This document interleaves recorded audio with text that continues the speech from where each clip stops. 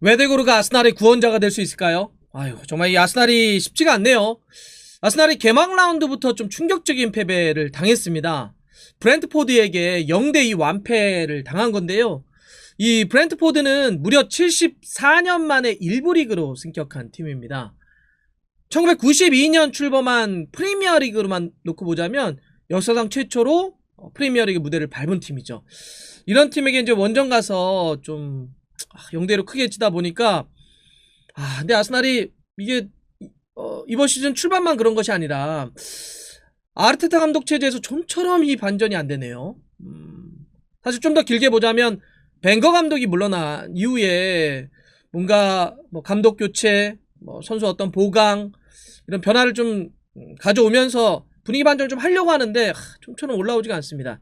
이번 시즌 출발도 좀 어렵게 이제 간 건데요. 물론 이번 경기는 그렇게 얘기할 수는 있을 것 같아요. 부상자라든지 전력 공백이 좀 있었으니까요. 미드필더의 토마스 파티도 이제 부상이었고, 그다음에 수비 쪽도 가브리엘 망알랑이스라든지 로폴딩 역시 못 나왔죠.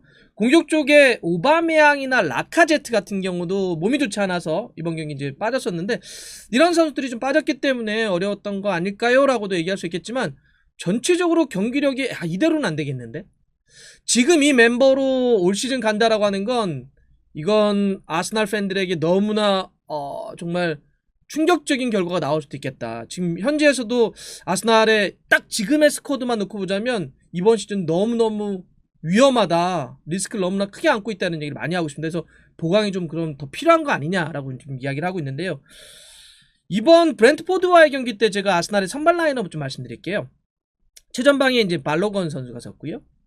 2선에 마르티넬리, 스미슬로우, 페페 섰고, 중미의 자카와 새로 영입한 로콩가, 수비 쪽에는 티어니, 파블로 마리, 벤 화이트, 그리고 체인버스, 골키퍼는 레노가 섰습니다. 어떤 데 문제가 있었을까 놓고 보자면 여러 곳에 문제가 있었습니다. 많은 곳에서 문제점이 좀 터졌다고 좀 봐야 되는데, 일단 수비 쪽을 먼저 보면 800억을 주고 이번에 벤 화이트를 영입을 했는데 사실 여기서도 좀 문제가 발생을 했죠. 그러니까 이제 벤 화이트는 그 특징이 좀 분명합니다. 잘하는 부분과 좀 리스크를 안고 있는 부분이 분명한 선수예요. 잘하는 건 일단 기본적으로 우리가 얘기하는 발밑이 상당히 좋죠.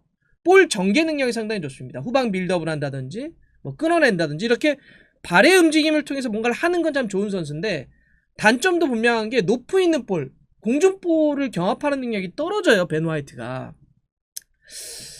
그래서 사실 영입을 할 때 이것 때문에 여러 가지 의견들이 있었습니다. 괜찮다, 아니다 이런 게 있었는데, 괜찮다는 의견은 아르테타 감독이 뒤에서부터 잘라 들어오는 빌드업하는, 후방 빌드업하는 축구를 원하니 이런 자기 스타일에 맞는 선수니까 뭐 영입할 수 있지 이런 거고요. 800억이면 오히려 지금 아스날의 필요와 좀 더 몸빵 있고 이런 좀 약간 클래식한 센터백 필요한 거 아니냐 뭐 이런 얘기도 있었죠. 또 벤 화이트의 어떤 특징 때문에 저희가 지난번 시즌 프리뷰 할 때 아스날 편 할 때 벤 화이트를 부버지가 그런 얘기 했었는데, 오히려 그런 이제 어떤 피지컬적인 문제 때문에 오른쪽 풀백, 왜냐하면 그쪽이 이제 벤이라든지 문제가 많기 때문에 오히려 오른쪽으로 쓰는 건 어떠냐 하는 이야기도 했었는데, 이번 경기 브랜트포드에서 경기에서는 역시 벤 화이트의 높이 있는 문제, 피지컬적인 문제가 걸렸다. 파트너까지 지금 뭐 가브리엘 망알랑이스나 로폴딩이 못 나온 상태에서 파블로 마리니까, 파블로 마리도 그렇게 피지컬이 강한 선수는 아니거든요. 그러다 보니까 이 문제점이 드러났던 거죠. 일단 이렇게 수비에 좀 문제점이 있었고, 전방도 좀 문제였습니다. 정말 이 아스날은 얘기하다 보면 문제점만 얘기하는 것 같아서 조금 그러긴 하는데, 전방에 일단 발로건이 나왔는데 20살의 선수예요. 이 선수 이번 경기가 프리미어리그 데뷔전이었습니다.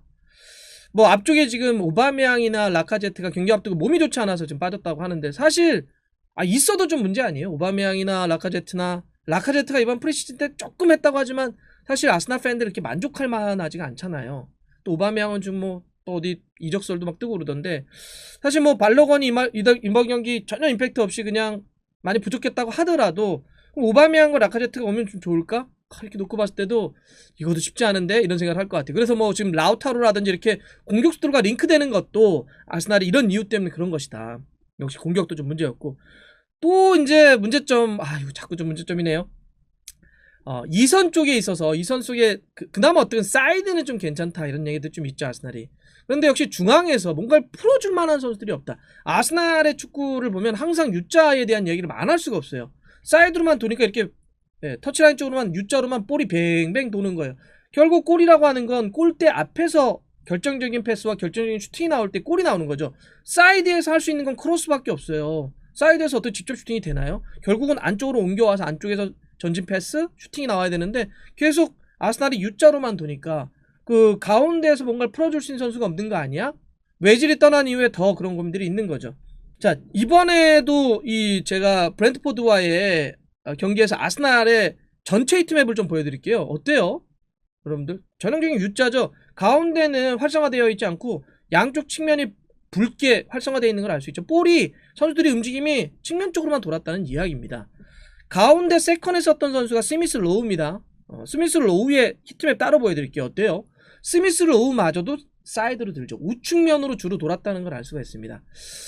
지난 시즌 사실 아스날의 우리가 밸런스적인 측면으로 놓고 보자면 문제점이 뭘까? 놓고 봤을 때는 왼쪽은 그나마 뭐 티언이라든지 이렇게 움직임이 있었죠. 하지만 오른쪽에 문제가 있다. 베일린으로 출발됐던 그런 문제점이 있었는데 오른쪽의 문제를 도와주기 위해서 뭐 스미스 로우가 돈 것도 있겠지만 어쨌든 결과적으로 이번 개막 라운드 보면 아스날이 계속 U자형 사이드로만 돌더라. 그러면 즉 여기서 필요한 선수는 누구냐는 거예요. 이렇게만 놓고 보면 분명하죠.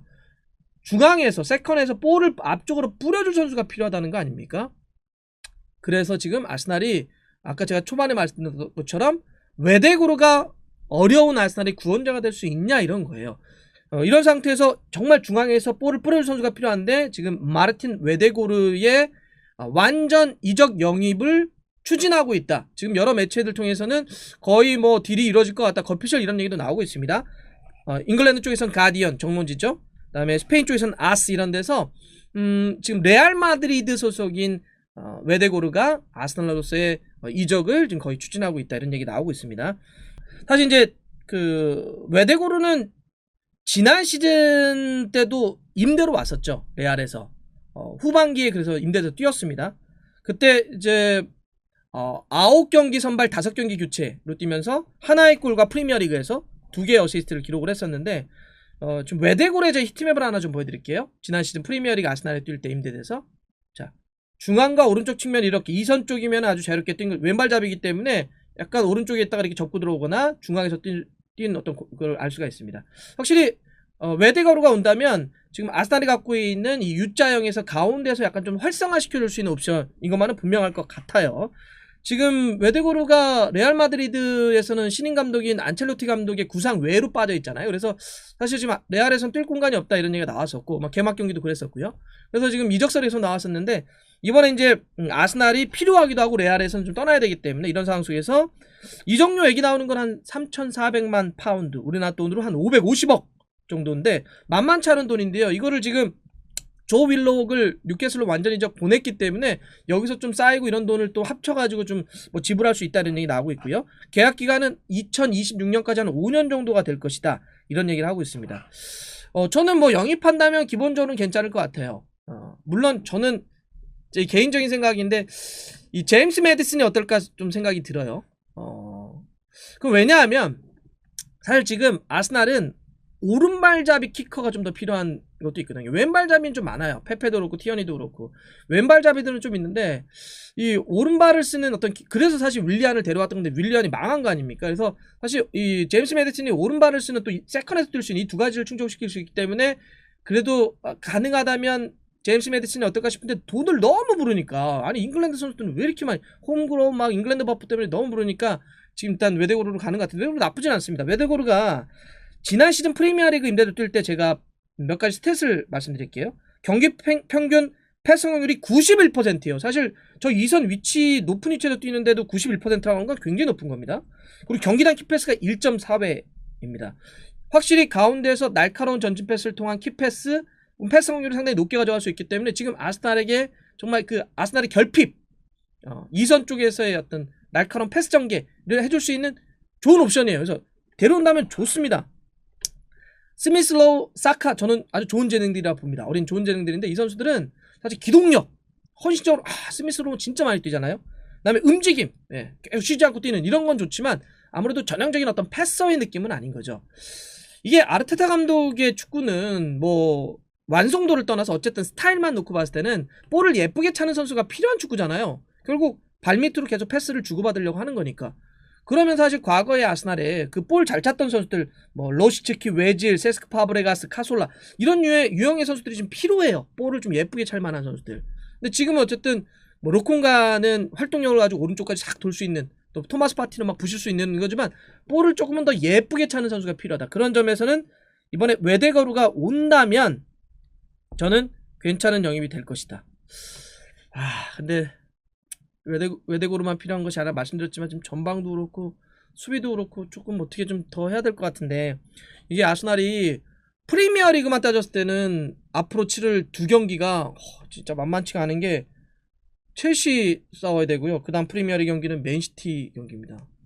어찌 보면 이 정말 쉽지 않은 험난한 2연전이 될 텐데 아스날이 어떻게 반전을 칠 수 있을까요? 네, 또 지켜보겠습니다.